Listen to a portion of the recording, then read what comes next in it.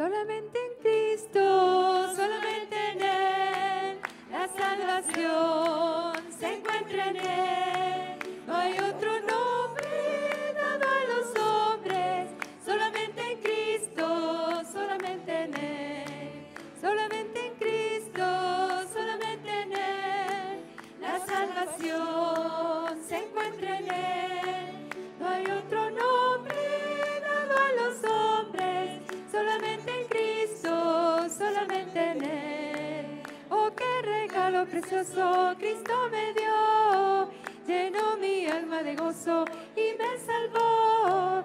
Ahora puedo cantar en alta voz y puedo testificar que Él me salvó. Solamente en Cristo, solamente en Él, la salvación se encuentra en Él. No hay otro nombre dado a los hombres, solamente en Cristo, solamente en Él. La salvación solo se encuentra en Él. Solamente Él dio su vida en rescate por nosotros. ¿O sabes de alguien más que dio la vida por ti? Solamente en Cristo. Seguimos cantando, seguimos adorándole. Esta letra dice que mi Dios y yo andamos por el prado, amigos íntimos con gran amor. El ser humano no fue creado para estar solo. Por eso muchos de nosotros tenemos amigos muy cercanos, amigos íntimos, pero el más íntimo en nuestra relación diaria es Jesús. A Él le vamos a cantar ahora. Cantemos.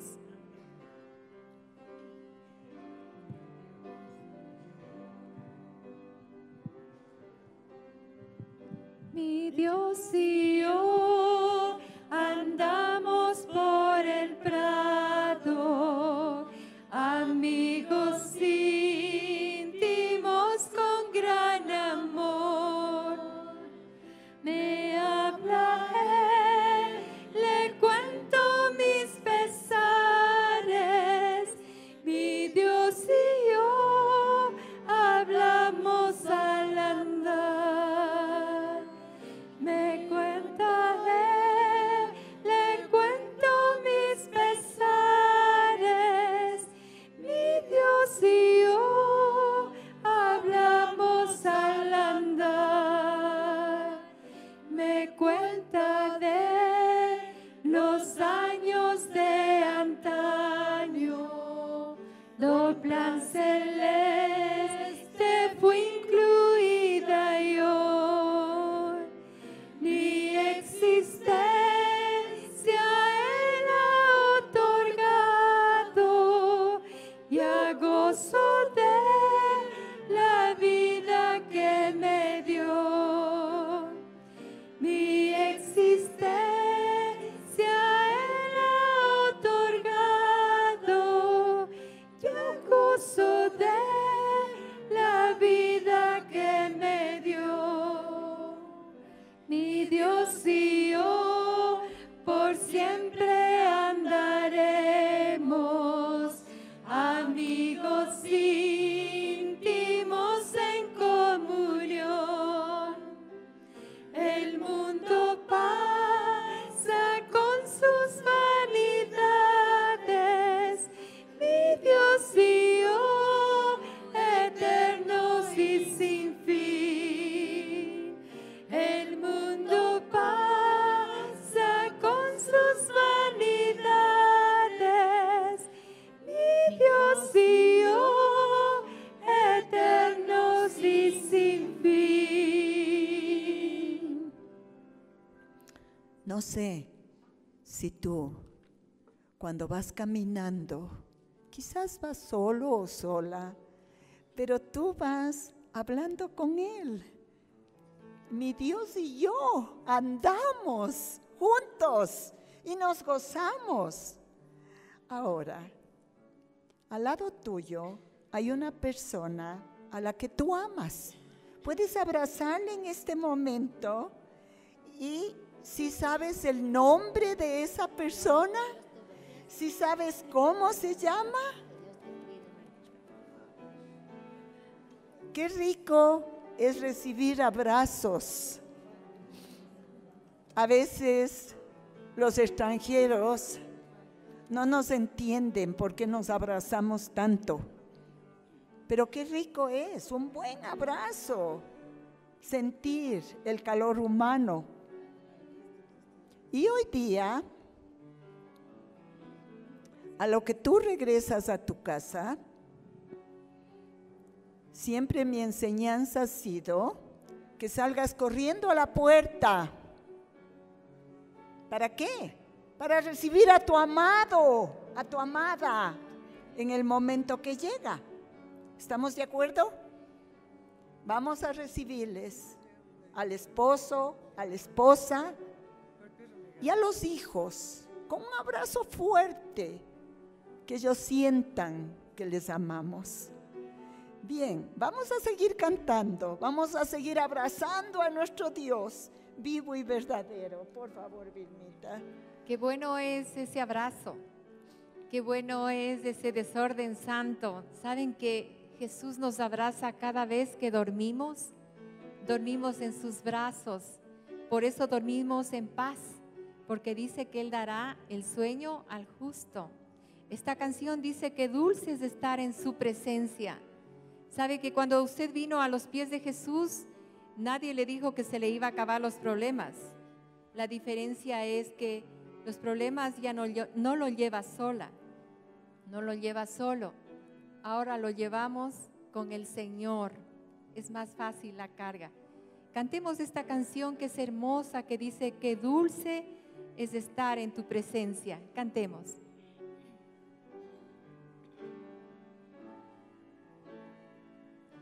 Qué dulce es estar en tu presencia, contemplando la hermosura de tu majestad y reconociendo que tú eres Señor, todopoderoso y el gran yo soy. Qué dulce es estar en su presencia, contemplando la hermosura de tu majestad y reconociendo que tú eres Señor, todopoderoso y el gran yo soy. Cántele al Señor.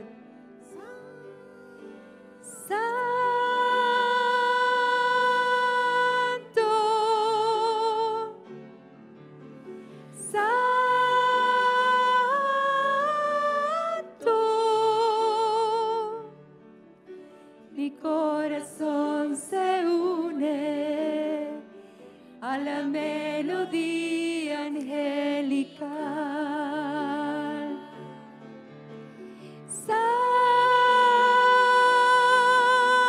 Santo,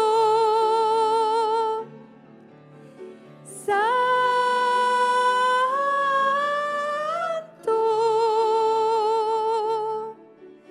mi corazón se une a la melodía angelical. Mi corazón se une a la melodía angelical. Magali, por favor, pasa a hacer la oración. Magali de Navarrete tuvo una tristeza grande, falleció su hermana querida, pero esta mañana ella hizo una oración muy profunda, muy profunda. Invito y obligo a las guías que estén en la oración a las 9 de la mañana. Entonces, Magali, por favor, ora mi chiquita linda. ¿A qué dije?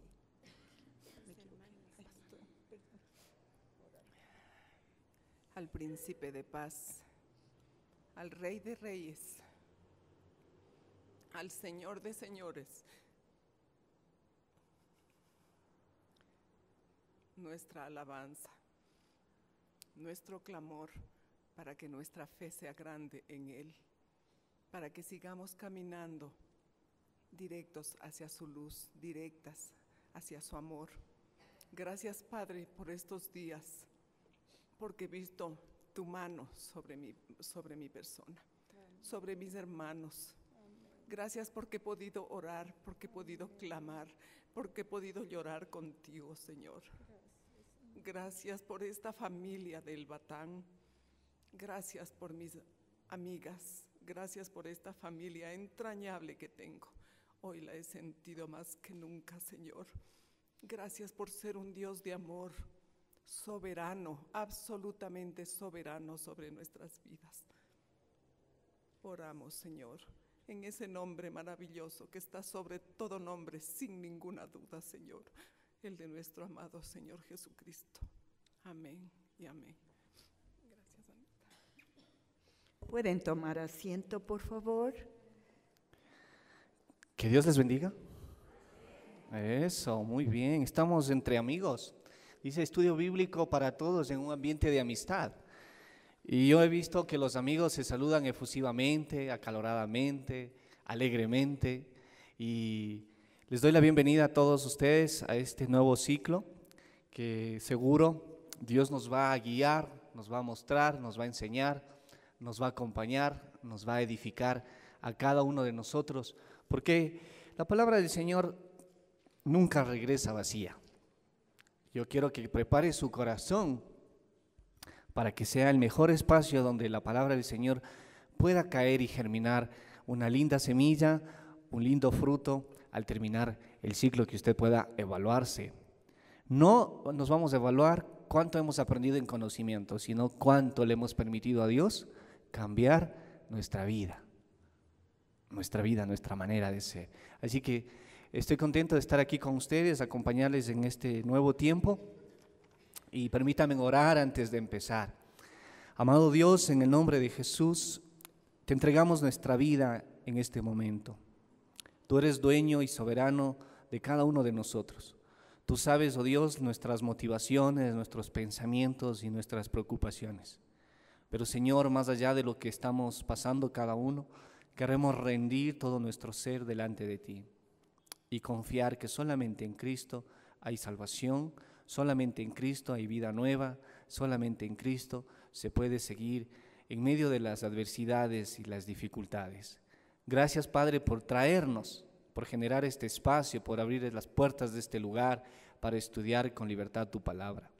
Gracias porque has dispuesto en nuestro corazón el venir voluntariamente, Señor, para acercarnos a tu palabra y aprender de ella. Bendigo cada familia que está aquí representada. Bendigo, Señor, cada vida espiritual que sea levantada en ti. Acompáñanos en este tiempo, te lo pido en el nombre de Jesús. Amén. Bueno, vamos a empezar, como decía Anita, el estudio de Ezequiel. Y Ezequiel no es fácil estudiar, porque es complicado, es un libro quizás difícil de entender. Pero cuando le pedimos guía al Espíritu Santo, Él nos va mostrando aquellas cosas que nos parecen oscuras. Ustedes tienen una hojita, ¿verdad? ¿Todos tienen? Sí. Todos, es importante que todos tengan. Eso, muy bien. Y usted va a seguir ahí. Tiene ahí un bosquejo y vamos a ir compartiendo. Ezequiel, el nombre Ezequiel en hebreo significa Dios es mi fortaleza. ¿Para usted ha sido Dios en algún momento su fortaleza? En momentos de profunda debilidad, Dios es lo único que nos queda y Él es nuestra fortaleza. Entonces, cada vez que usted quiera encontrar fortaleza en el Señor, puede acudir a Ezequiel. Acuérdese de Ezequiel. Ezequiel en hebreo significa Dios es mi fortaleza. Dios es mi fortaleza. Y también está ahí un salmo, ¿no? El Salmo 94, 22, que también expresa sobre la fortaleza que nos da el Señor. El Salmo 94, 22 dice así: pero el Señor es mi protector, es mi refugio y la roca en en que me refugio. Él es la roca en que me refugio. Otra versión dice, Él es mi fortaleza. Él es mi fortaleza. ¿Ustedes han escuchado la frase, ¿es chapada a la antigua? Sí, ¿le han dicho eso a usted? ¿Es chapada a la antigua o es chapado a la antigua? Hemos escuchado eso, ¿verdad? Nos han dicho o hemos expresado esta frase. Pero, ¿por qué nos dicen? ¿Qué intentamos expresar con esto cada vez que decimos es chapada a la antigua? Las personas, por ejemplo, que le corren a la tecnología, se dicen ser personas chapadas a la antigua. No se llevan muy bien con la tecnología. Algunos prefieren seguir escribiendo en la máquina de escribir antigua que ir y encender un computador, ¿verdad? No se acostumbran, no saben cómo encender un computador y tienen toda la plena seguridad y confianza de escribir su cartita y sus notas en una máquina de escribir. Hay algunos que tienen y compran teléfonos inteligentes, los smartphones, pero no tienen idea de cómo manejarlos. Y dice, esta persona es chapada a la antigua, porque tiene tecnología, pero no sabe cómo usarla. También el pensamiento humano, ¿sí? Nuestro pensamiento va evolucionando, así como el mundo va cambiando. Y algunos dicen, ay, mi papá tiene mentalidad de dinosaurio, ¿no? Se ha quedado en el pasado, se ha quedado atrás. No se da cuenta que las cosas han cambiado. Chapada a la antigua, entonces, es una persona que se niega a los cambios y prefiere vivir atado a las cosas o a las ideas del pasado. Una persona, no se me duerman, les va a tomar la lección, les va a pasar a orar, que se duerman. Una persona chapada a la antigua es una persona que se niega a los cambios y prefiere vivir atado a las ideas del pasado. Y ya vemos personas que vivimos aferrados a los valores, a las tradiciones y a las costumbres familiares y sociales que nos cuestan dejarlas para que Dios haga un cambio en nuestras vidas, con ideas nuevas, con ideas frescas. A veces venimos a estudiar la Biblia, pero chapados a la antigua. Yo voy a estudiar la Biblia, pero no voy a renunciar a nada de lo que yo creo y de lo que yo pienso. Simplemente voy por seguir un cursito, por estar ahí entre amigos, pero no estoy dispuesto a sacrificar mis convicciones a las exigencias de la Biblia, a las exigencias de la palabra de Dios. Ahora, ¿se imagina usted poner a un gobernante de 18 años a dirigir una nación? ¿Pondríamos a gobernar a una persona de 18 años a dirigir todo un pueblo? ¿No? Pero en el tiempo de Ezequiel había un hombre que se llamaba Joaquín. Este hombre tenía apenas 18 años cuando ascendió al trono y empezó a reinar Jerusalén. Entonces vamos a ver en el punto 1, el profeta y su medio. Ponga palabra ahí, su medio. Es decir, su ambiente, su contexto, el lugar donde él estaba desarrollándose. Yo les voy a contar, no les voy a leer todo el relato, pero ahí está el extracto bíblico, la cita que usted puede revisar. Pero Joaquín era una persona de 18 años que ascendió a gobernar el Jerusalén con apenas la mayoría de edad. Y por esa mayoría de edad solamente duró 3 meses. ¿Qué tal? Parece que las influencias, parece que la inmadurez no le permitió seguir adelante. Pero lo más importante es que Joaquín hizo cosas que ofendió al Señor. Hizo cosas que ofendió al Señor. Entonces, el rey Nabucodonosor, como estaba profetizado desde Jeremías y Isaías, entró como rey de Babilonia, marchó contra Jerusalén y la rodeó, la sitió. Imaginémonos, Jerusalén, gobernado por un muchachito de 18 años, hace todo lo que le ofende al Señor, y entonces otro rey extranjero, el rey Nabucodonosor, decide con sus tropas sitiarla, rodear a la ciudad.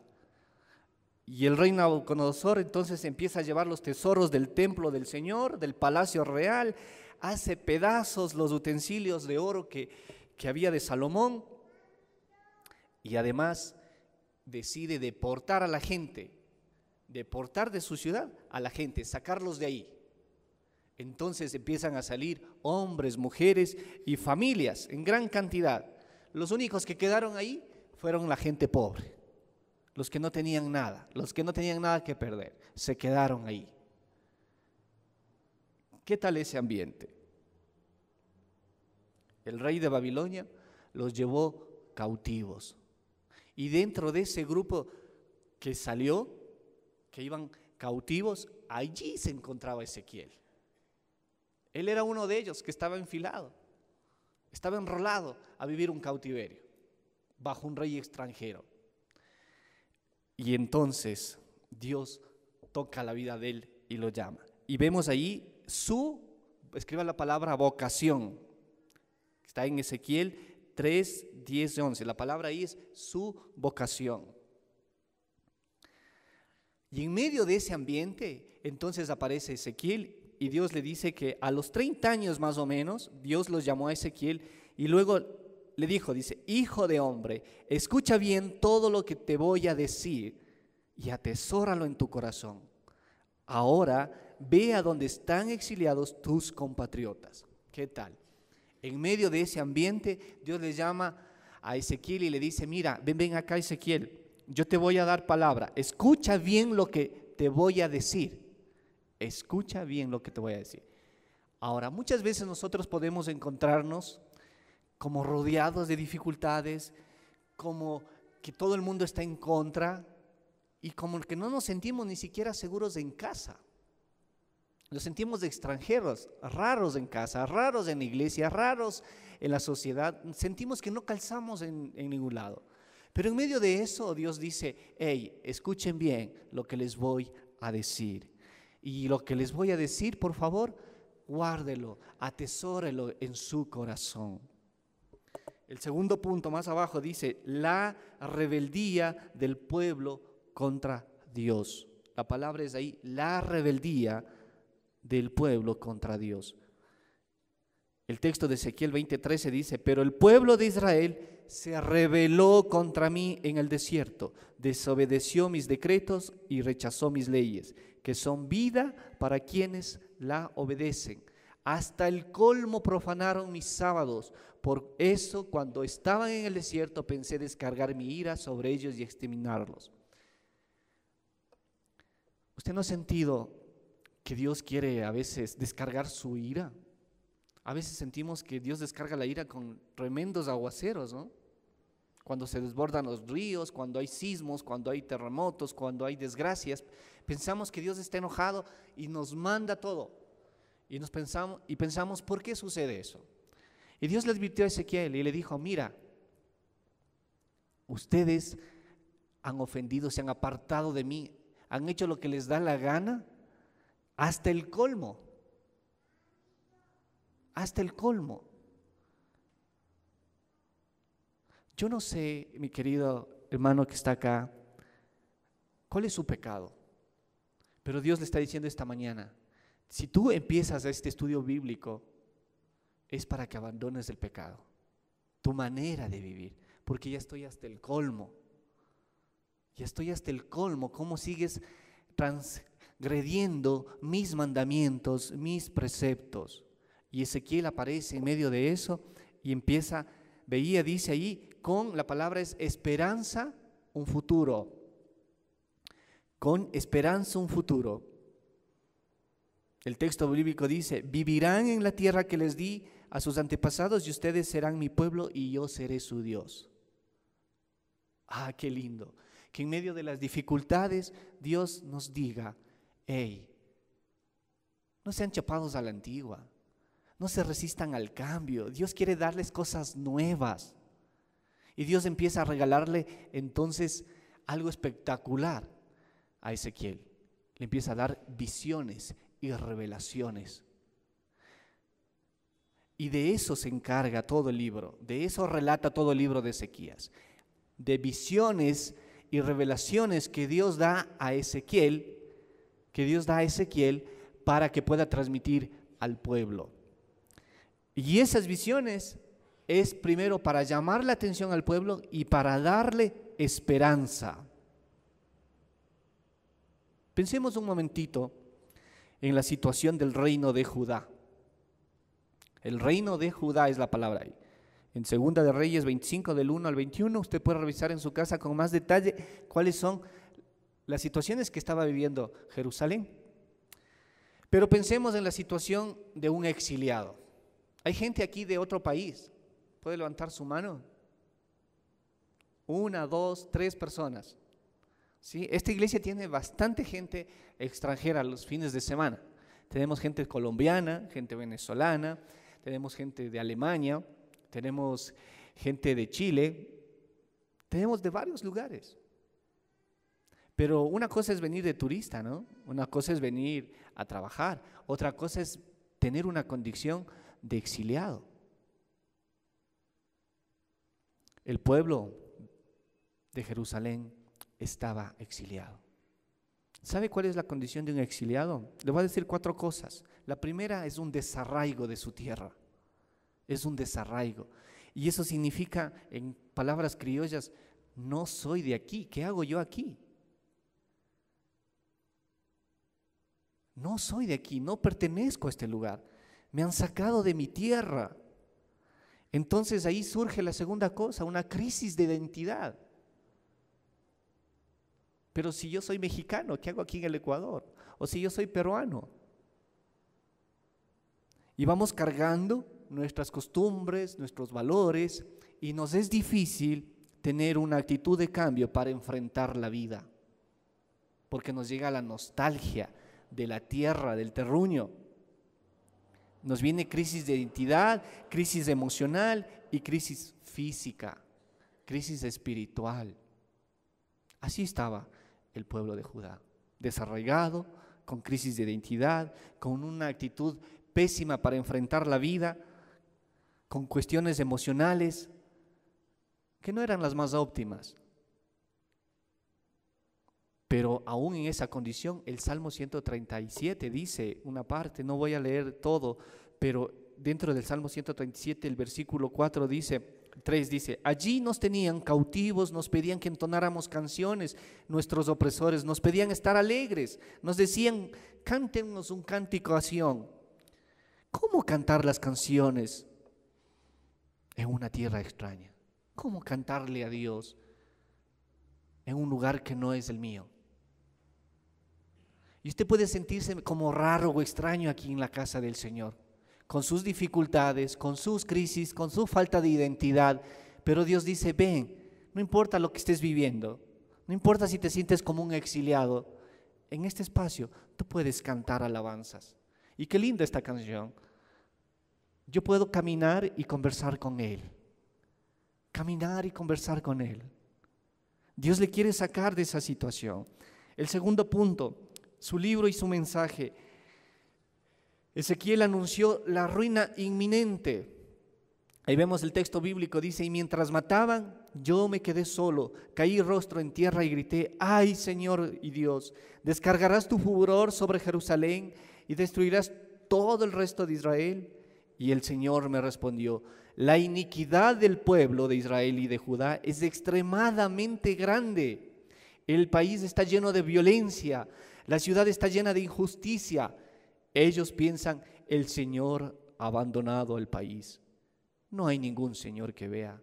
Por eso no los tendré piedad ni compasión, sino que les pediré cuentas de su conducta. ¿Acaso no nos pasa estos pensamientos a nosotros? El Señor me ha abandonado.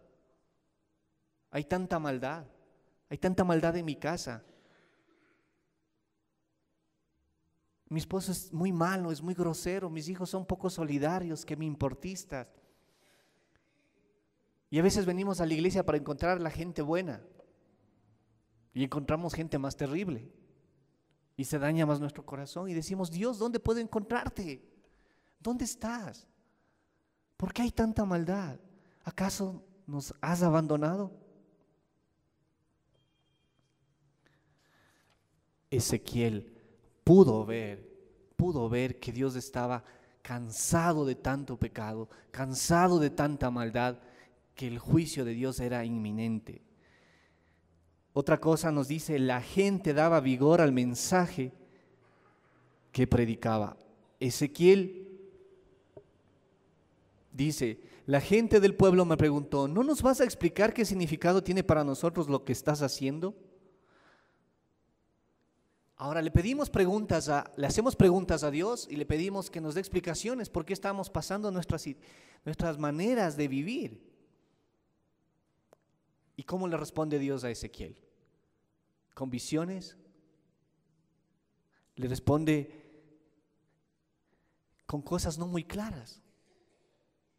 Y Ezequiel le pregunta a Dios y de pronto Dios le da la respuesta y se empieza a rascar la cabeza y dice, Dios, no te entiendo.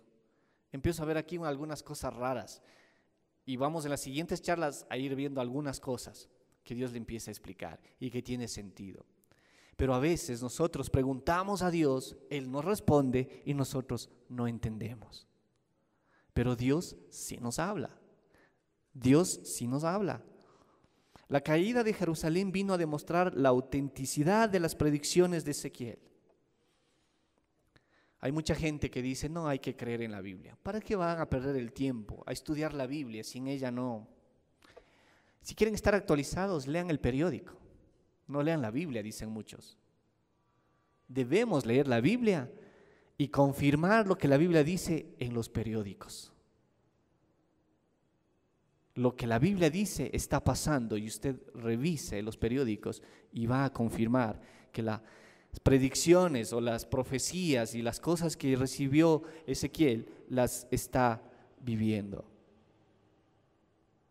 Los temas de predicación contienen una gran riqueza doctrinal. El Señor dice, yo mismo apacentaré mi rebaño y los llevaré a descansar. Ezequiel 34:15.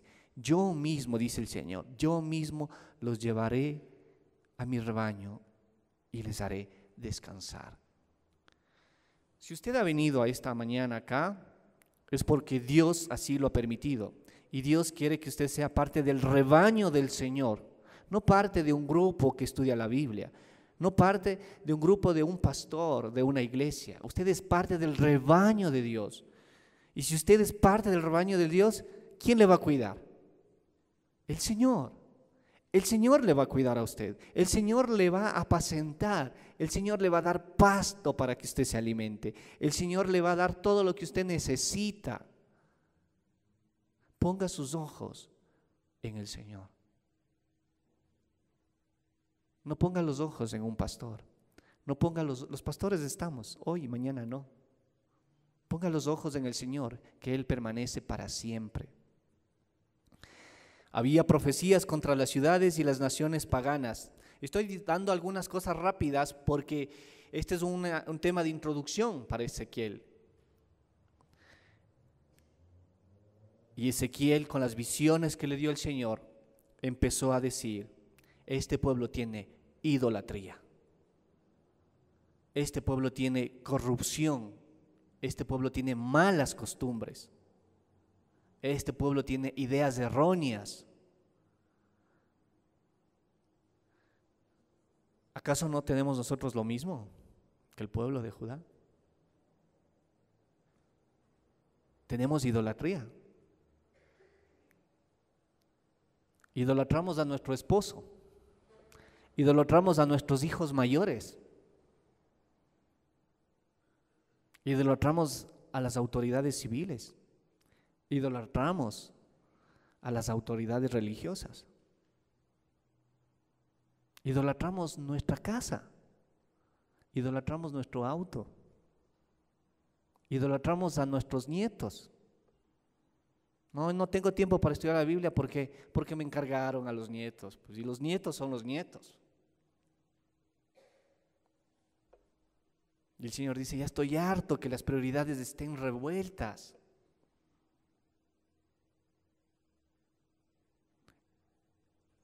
Hay malas costumbres en medio del pueblo. Las cuestiones paganas se han metido a la iglesia. Y me parece excelente que podamos apagar los celulares cada vez que venimos a la clase, porque toda nuestra familia, nuestras amistades conocen que estamos de 9:30 a 11:30 estudiando la Biblia, ¿verdad? Y si usted respeta el estudio bíblico, usted va a contestar el teléfono pasado a las 11:30. Le van a dejar un mensaje, un correo de voz, y usted va a poder atender. Queremos que este ciclo sea un ciclo de mayor disciplina por amor a Dios. No porque un pastor lo pida, no porque las guías le estén llamando la atención, sino por amor a Dios. Que cuando lleguemos a tiempo, porque esa es la cita más importante. Que lleguemos con reverencia. Tenemos malas costumbres, y esas malas costumbres es porque estamos chapados a la antigua. Ay no, pero ya somos modernos, pues debemos ir de short a la iglesia, ¿no? Debemos aprovechar el verano y llegar quizás las chicas con ropa apretada a la iglesia. ¿Qué tiene de malo? Vamos a la casa del Señor. Y la Biblia nos exhorta que debemos vestirnos decorosamente, no desastrosamente. Decorosamente.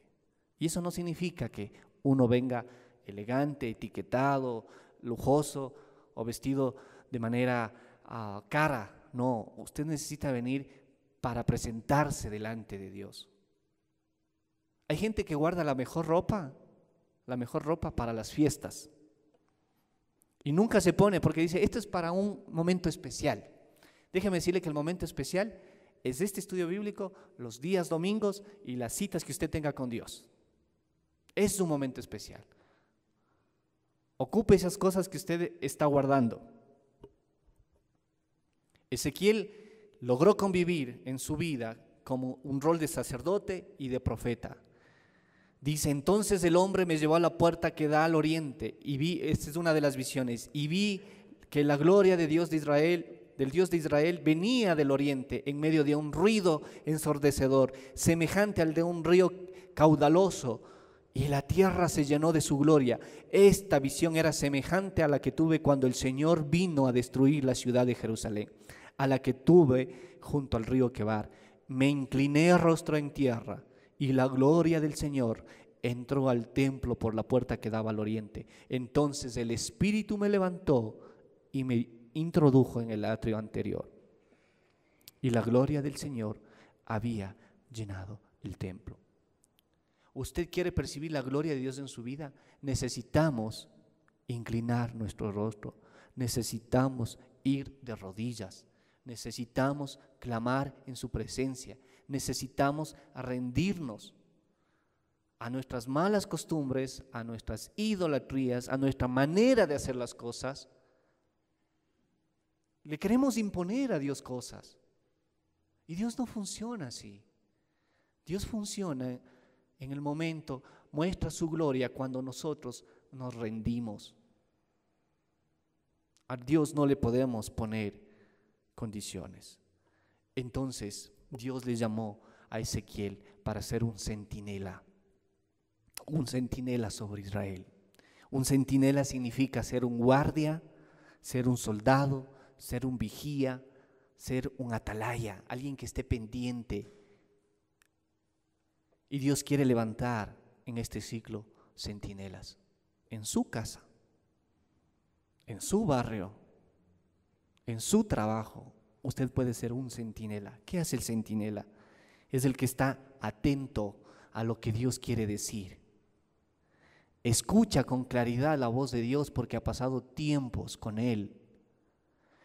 Y lo que escucha va al pueblo de Dios y les advierte lo que Dios va a hacer si no hay arrepentimiento de pecado. Pero si estamos jugando y coqueteando con el mundo, no vamos a escuchar a Dios. No vamos a tener que advertirles a los demás. Y vamos a ser juzgados conjuntamente con aquellos que practican la maldad. Termino diciendo, si tú se lo adviertes y él no se arrepiente de su maldad ni de su mala conducta, morirá por causa de su pecado. Pero tú habrás salvado tu vida. Si nosotros advertimos a la persona que vive en pecado, salvamos nuestra vida. Pero si un justo se desvía de su buena conducta y hace lo malo, y yo lo hago caer, y yo no lo advierto, él morirá, y todo lo cuanto él haya hecho, su maldad por causa de su pecado, Dios pedirá cuentas de la muerte de él a mi vida. A mi vida. Si nosotros advertimos, si nosotros trabajamos para salvar la vida de otros, así como Cristo salvó la nuestra, entonces podremos generar esperanza a un pueblo que se está perdiendo. Y la visión, el tercer punto, la visión profética del pueblo de Israel está desde los capítulos 40 al 48, que se resume en la restauración de la ciudad, en la nueva Jerusalén que habla el Apocalipsis. Una ciudad que se reconstruye, que tiene vida, que tiene victoria. Una ciudad que aceptó los cambios que Dios quiso hacer. Dios quiere hacer cambios en su vida, querido hermano, querida hermana. Dios quiere hacer cambios. Ya no viva chapado a la antigua, con sus costumbres, con sus convicciones. Dele espacio al Espíritu Santo. Arriésguese a buscar la presencia de Dios y el Espíritu Santo le va a decir cosas claras para que usted guarde en su corazón y usted pueda advertir a otros lo que se viene. Ezequiel 33:20 dice: así que el pueblo de Israel, la forma de actuar de Dios es justa, porque Él juzgará a cada uno por sus acciones. ¿Qué va a hacer usted? ¿Va a venir solamente a estudiar o va a actuar? Esa es la invitación de Ezequiel. Vamos a escuchar la voz de Dios, pero debemos actuar. Y el estudio bíblico debe tomar ese giro, ese cambio. Vamos a escuchar la palabra de Dios, pero vamos a actuar. Vamos a actuar. Ya no debemos ser pasivos, ya no debemos estar apagados. Ya no debemos conformarnos con las leyes que el mundo hace afuera. Ayer se aprobó la ley del adulterio, ¿no es cierto? La ley del adulterio. Dice que se castiga el adulterio, pero no la infidelidad. ¿Qué tal? Esas interpretaciones, ¿no? Hay que castigar duro el adulterio, pero no se puede castigar la infidelidad porque eso es otra cosa. ¿Qué vamos a decir nosotros? ¿Vamos a seguir en silencio o vamos a denunciar lo que la palabra de Dios dice? Adulterio es adulterio. No solamente es un acto carnal, sino de la mente y del corazón, dice la palabra. Padre, queremos darte las gracias, precioso Dios, por este tiempo. Gracias porque nos has traído a este lugar para revisar rápidamente, Señor, las cosas que vamos a encontrar en el libro de Ezequiel. Cosas grandes, promesas, grandes advertencias, grandes visiones, oh Dios, para hacer grandes cambios en nuestras vidas. Prepara nuestro espíritu para que en este siglo, Señor, podamos percibir lo mejor que tú tienes para cada uno de nosotros. En el nombre de Jesús oramos. Amén. Que Dios les bendiga.